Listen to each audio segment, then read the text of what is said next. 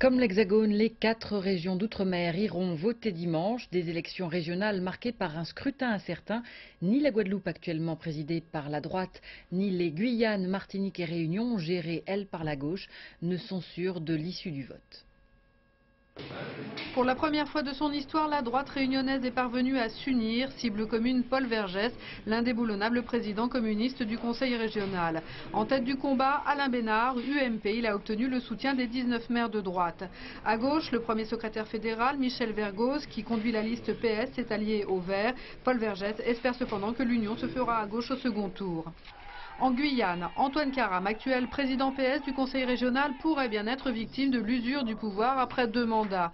Situation d'autant plus délicate que la gauche désunie présente 6 listes, dont celle de Christiane Taubira, qui pourrait bien créer la surprise. En face, le secrétaire d'État au tourisme, Léon Bertrand, candidat de la droite.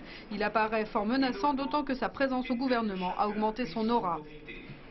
En Martinique, 3 mois après le nom de la population au référendum, les partis politiques peinent à retrouver leur marque.